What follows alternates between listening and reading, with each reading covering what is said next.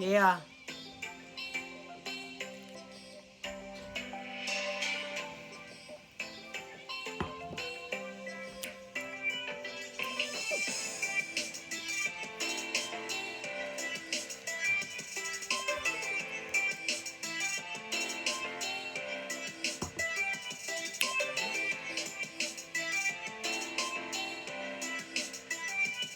Hey, what's going on? What's going on? What's going on? I had to find me some good old free YouTube music because the last time that I played my music, I played Beyonce and I was all excited. I like, that's my girl, so I'm here to talk about I was before I let go.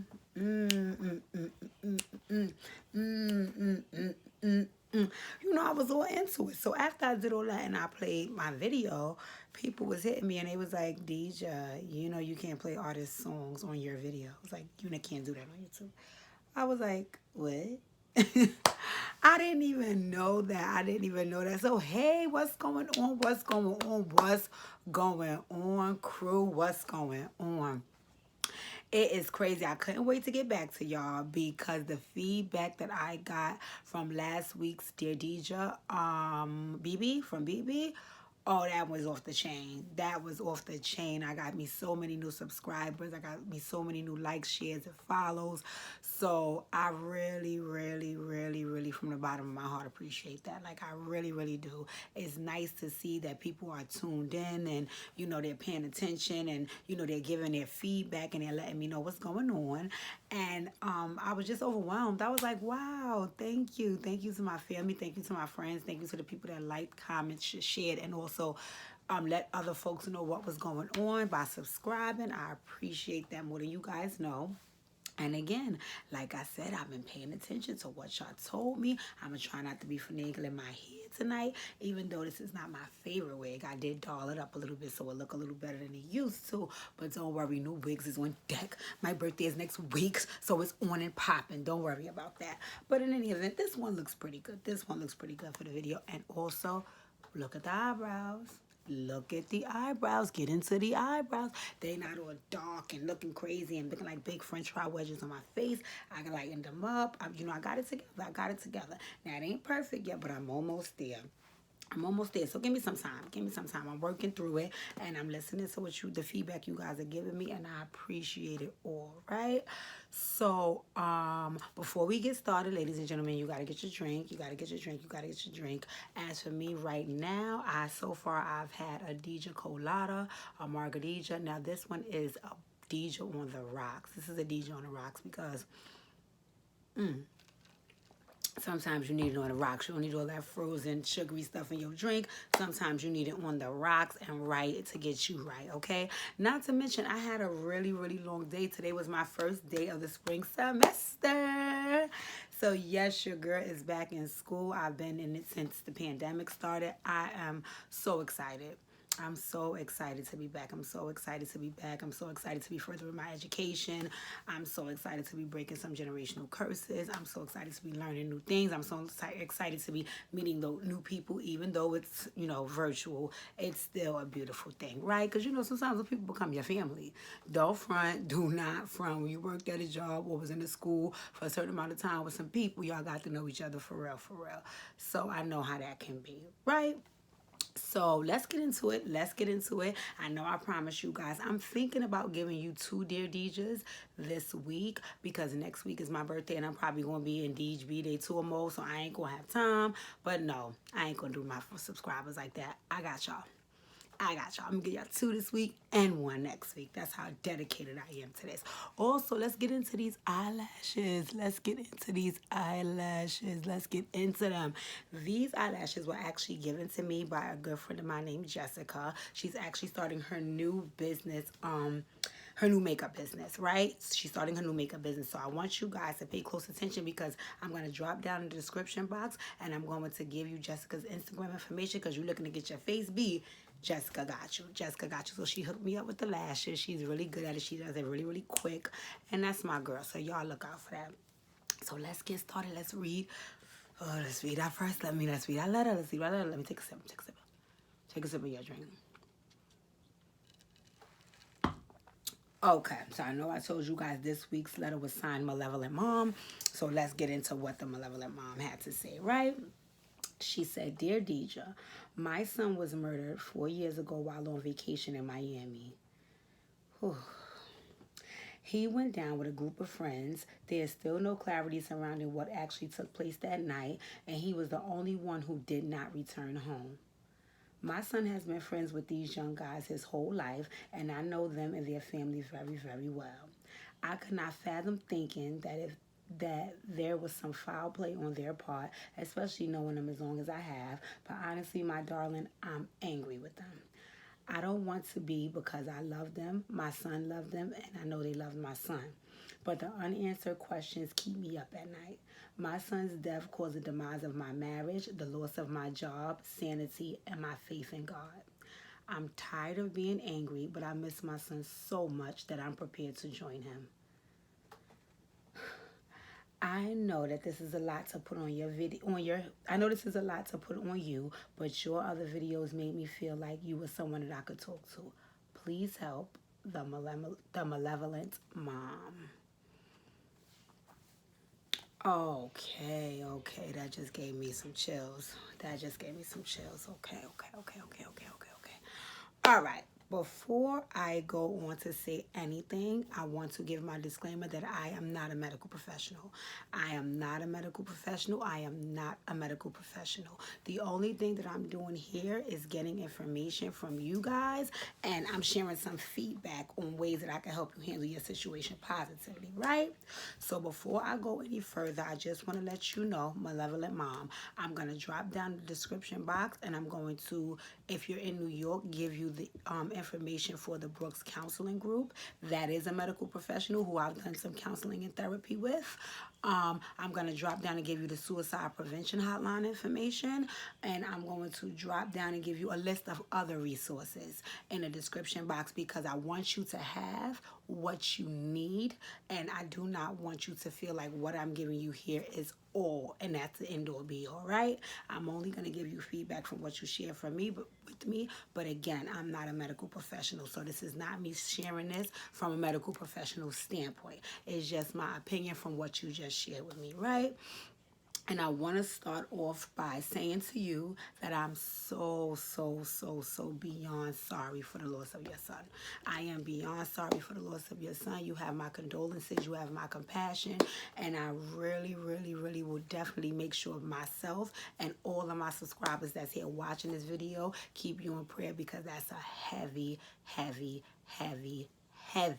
situation, right? So okay, so sometimes these are a little bit tricky for me because I don't have any more information, and I also don't have the person in front of me to provide more information for me to go into it more to be able to assist you. But I'll just use what I have here. And one of my questions would have to be, I would like to hear some of what the relationship looked like between your son and those other young men when he was alive, and also what information did you get when you got back here? Because normally it sounds like, as you say, your son was murdered, and normally when people are murdered, of course, naturally that's a crime, so you have the police involved, and they're giving you feedback, and they're touching base with you on what the clues are and where he was and who he was with and what time this happened and everything of the sort. So I'm wondering, why are there unanswered questions in the situation? And I don't mean you knowing exactly who murdered him because sometimes that can take much longer, but just, where were these young men when this happened? Who informed you of this happening? Was it a situation where your son veered off from the crowd and went on his own alone? Those are some of the things that I would like to get from you, if you were here sitting with me, because then it will also help me be able to assess, some of your feelings and some of what those other young people could be feeling, and also some steps to move forward, right? And grief. Grief is very serious. When you're grieving, that's a very serious time. A lot of times people are not able to move forward in a situation where they're mourning or grieving someone that they lost that was very, very close to them, to the point I've seen situations where I call it a person has died of a broken heart, right? Because they could be very, very close to a person, and if something happens to that person and that person is dead and gone, they kind of almost feel like, I can't live without them, I can't go on without them. And you know, I've never experienced that, but I've had friends and family members who have. And some of the conversation that I had surrounding those type of situations is some of the conversation I'm going to try to have with you here today to respond back to your letter. You know, it sounds like to me from what you're explaining, you and your son were very close. You and your son were very, very, very, very close. So to get the news of him no longer being here on this earth physically with you, I could imagine was heartbreaking. Heartbreaking, excuse me. Heartbreaking. But I also know if you had this level of love and respect and care for your son, I can imagine that he had that same amount for you. And I know that one of the things that your son will want, because I'm pretty sure this is what the rest of the world and the people that's close to you want for you now, is for you to be okay. It's for you to be happy, for you to be able to cope, and for you to be able to push forward, you know. And don't get me wrong, that's easier said than done, right? Anybody can tell you, oh, it happened, you know, you have to get over it, you have to move on. But I think that we need to really break all the way down to, you know, why are you having some of the feelings of, you know, I don't want to be here without him anymore. And not just because you're a mom, because I think any mom would have those feelings. So I'm not saying that this is a weird feeling. It's just, how do we get you from that place to a resilient place, to a place where we can say, listen, you know what, this happened, this is messed up, and I'm very, very sad about it, but I am a strong woman, and because my son is not here, I want to continue on and live out his legacy and make sure his name remains relevant and make sure I do everything I need to do to be the best mom I can, because you also didn't list here if you had other children, and that would be something that I would have to ask as well, because it's like, you know, do you have a reason to go on? You know, usually I always share with people that I don't have any children yet. So, and me and my mom are very, very close. Me and my mom are very close. My dad passed. So I always ask God to please give me at least one of my own before he takes my mom, because I feel like that would give me a reason to want to continue to go on. And I remember when I was digging deep about some of my fear surrounding losing my mom, right? Get a little sip, hold on, y'all. I remember when I was doing some self-work and digging real deep about what am I so nervous about, because it had got to a point that I would have, when I was younger, I would have dreams. Excuse me, guys. Boo, can you come open this window? I would have dreams when I was about maybe 7 to about 11. I would have dreams almost every weekend, right? That my mom died. Every weekend, and I would wake up hysterically crying, and I would go in her room, and I would be there, boo-hoo crying, and she's just trying to console me, and God bless my mom. God bless my mom. She has a lot of patience, you know, for a lot of the craziness that I put her through, and she would always say to me, like, Khadijah, I'm right here, and everything's okay, and why are you upset like this? And that went on for quite some time. And as I got older, you know, the feelings didn't change. It's just naturally, I'm not busting out boo-hoo crying, I'm not having the dreams as often, but the feelings didn't change, right? And when I was going through some of the motions about what makes me feel like that, I had to really dig deep into my feelings about my mom. And what I realized was that my mom is my person. You know, my mom is my person. I am not a perfect person. I can't believe I'm even going here because you're going to make me cry, Malevolent Mom. But I just want to kind of see if I'm, you know, if I'm assessing what you feel correctly. So I'm trying to compare it to something, right? My mom is my person, right? My mom is my person. And I say that because in any time that anything was happening in my life and I felt like everybody was against me, even if my mom didn't agree with what I was saying, I never felt that she was against me. I felt that she protected me. I felt that I could go to her with anything. And even if she told me that I was right, wrong, or indifferent, I still felt like in that time she had my back.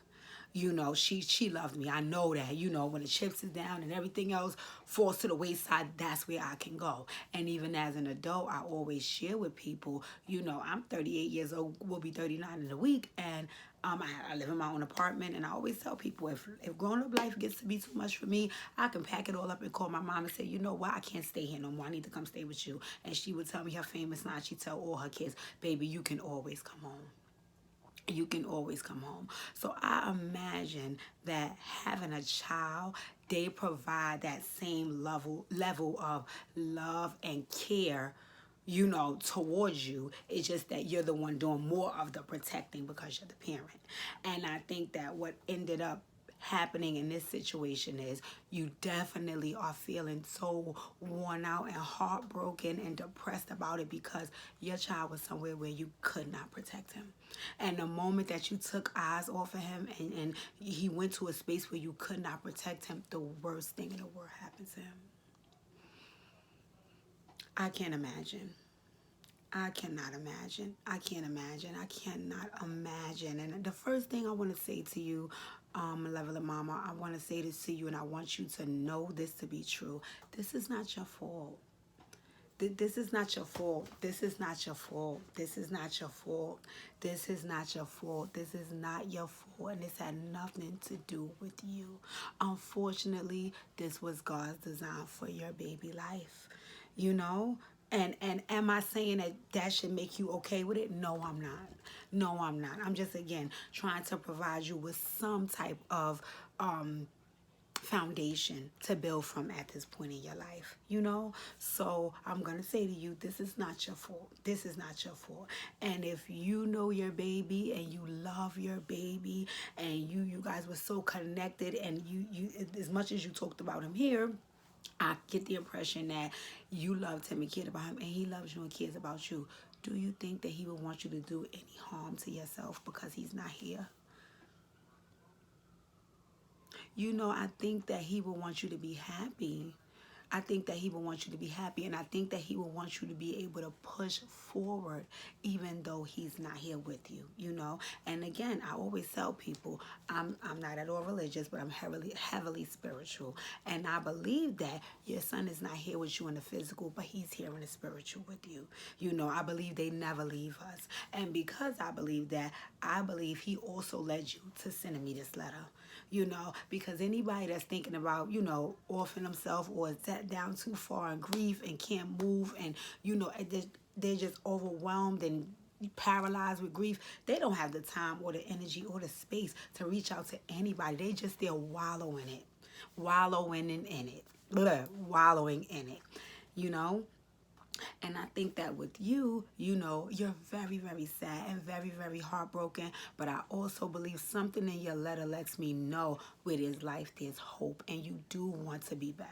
You do, because you said things in your letter like you don't want to hate those young men. You don't want to be angry no more. So I do think that there's things that you could do to push forward. It's just a matter of knowing what those steps look like, because I can imagine you've never been through this before. And whenever you're in unfamiliar territory, it's hard to find out what to do to navigate your way out because this is unfamiliar to me. I don't know how to do this, you know? And I want to be honest with you. I want to help you. I want to help you. But if I'm being honest, I want to help you along with other medical professionals. Other medical professionals, because if I'm being honest with you, I don't want to be the only person helping you work through this. I want you to get full circle help. You know, I want you to get wraparound services so you can have everything you need from everybody you need so you can start putting your life back in place. Because truth be told, this is heartbreaking, this is disheartening, and I would never, ever, ever try to sit up here and tell you that it's going to be okay and you're going to be happy. But I can tell you that I believe in my heart of hearts that you can find ways to cope. I think that you can. I think that you can. I think that you can. And because you reached out and because of some of the things that you have said here in this letter, it lets me know that part of you wants to do something. You just want to know how. You just want to know how. And I'm happy that you reached out to me because I do have the resources to provide. I do have the resources to provide to show you how. Okay, and I want to hook you up with, like I said, the Brooks Counseling Group if you're here in New York. But I also think everything is virtual at this point, so I'm pretty sure that Dr. Brooks is virtual as well. I'm pretty sure he can assist you. The Suicide Prevention Hotline can assist you, and I'm definitely willing to step in and do my part as well. Another thing that I want to say is, not a famous line, but one of my favorite lines that I got from an old colleague and a spiritual advisor of mine is, where there's life, there's hope. Where there's life, there's hope. Where there is life, there is hope. And I believe that if you were once happy in your life, I believe that you can be happy again. It's just going to take some time and an immaculate level of healing. An immaculate level of healing. And in my opinion, I believe that you're ready for that healing because you reached out. You reached out. You reached out. You reached out. I'm saddened to hear that this situation was a demise of your marriage, and that's something that I would like to explore further with you, because whether you get back with this person romantically or not, if the only thing that drew a wedge between y'all was the death of your son, if you're learning ways to cope with that, you and that person can come back together. Am I saying it has to be as a romantic couple? No, but if you were married to that person, I can imagine that they were your friend, and right now you need your friends.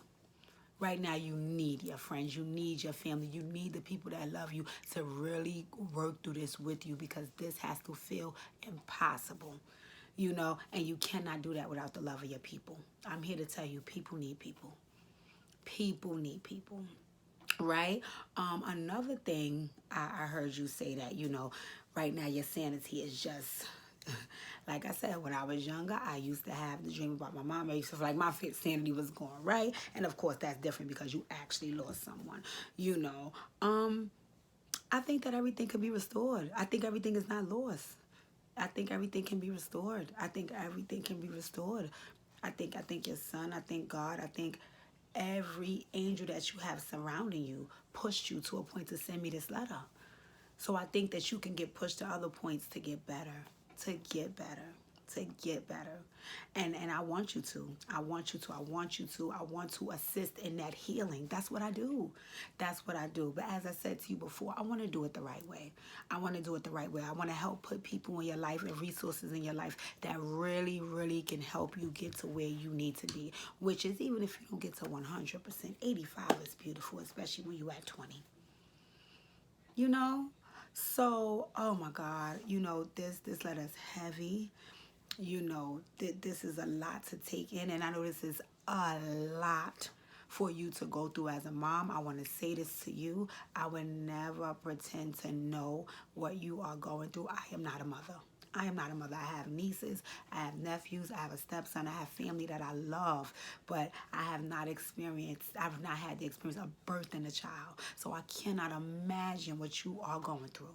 But if there is an inkling in you that wants to be okay and that wants to move forward and be able to celebrate your son's life as opposed to mourning his death, I want to be very instrumental in helping you do so.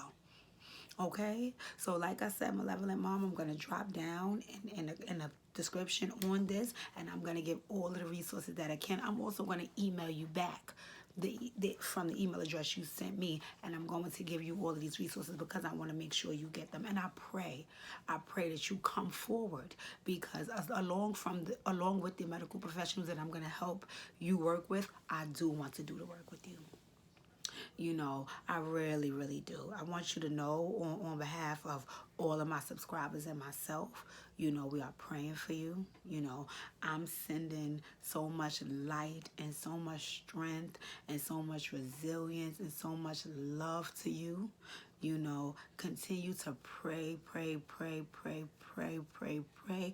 If you need me, I will pray with you. I want to help you get through this, So you reach out to me, even if it's at the email address, because you don't want me to know. I'm okay with that. I'm perfectly fine with that. I just want to know that you're going to be okay, and I want to know if I can help with that. So if you're ready to do so, I'm ready to do so. Okay? So I have all my information, all of my social media sites and everything on my page, Instagram, and I'm dropping down the description box and leaving every way you can link me as possible aside from the email address. And I want you to reach out to me. I want you to reach out to me. You know, I want us to get through this together. This is just step one.